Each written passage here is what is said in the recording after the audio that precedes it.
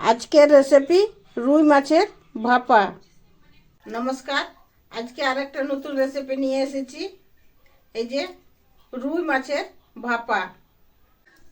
এই যে মাছগুলোকে ধুয়ে পরিষ্কার করে নিয়েছি। এরপরে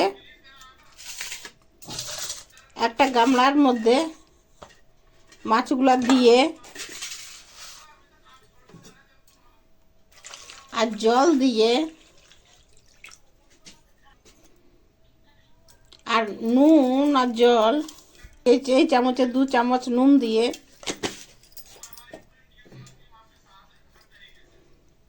আর এই যে একটা নিবু, এই নিবুর রস, এই নিবুর রসটা দিলে এর রাসটার গন্ধটা চলে যাবে। দিয়ে আর মিক্স করে আর এই মাছগুলোকে 15 মিনিট ভিজায় রেখে দেব।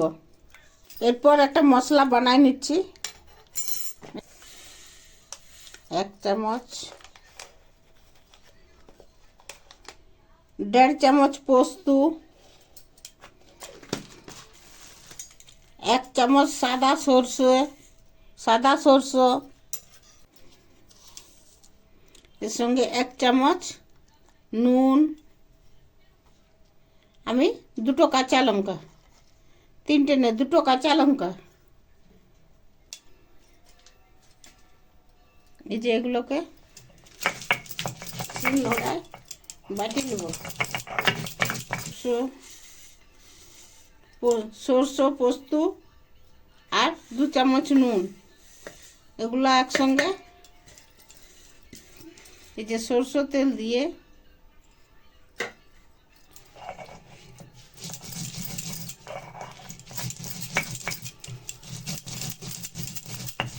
বাটে নেব। এই যে বাটা হয়ে গেছে। এরপরে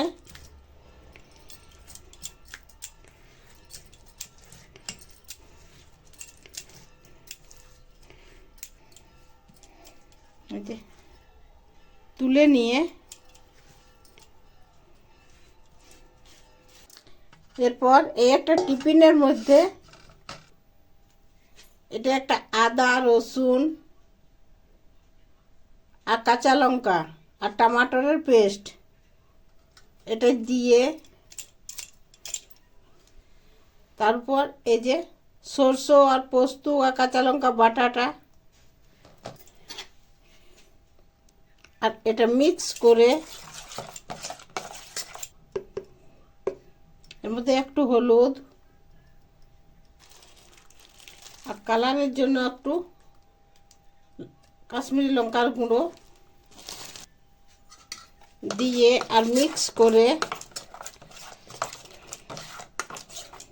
নুন দিয়ে মশলাটা বাটা হয়েছে। এখানে আমি আর নুন দিচ্ছি না। নেবু জলে যে মাছগুলোকে ভিজায় রেখেছিলি, এই মাছগুলা নিয়ে এটার থেকে তুলে নিয়ে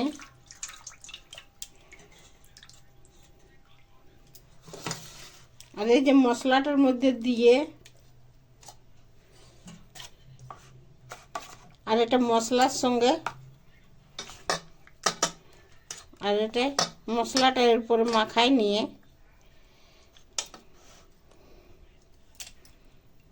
মাছের উপরে মশলাটা মাখাই নিয়ে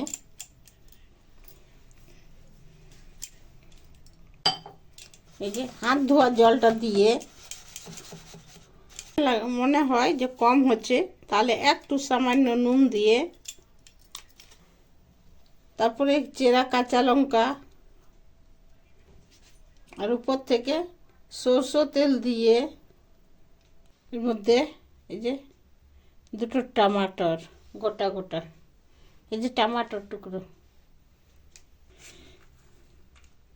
আর ধনিয়া পাতা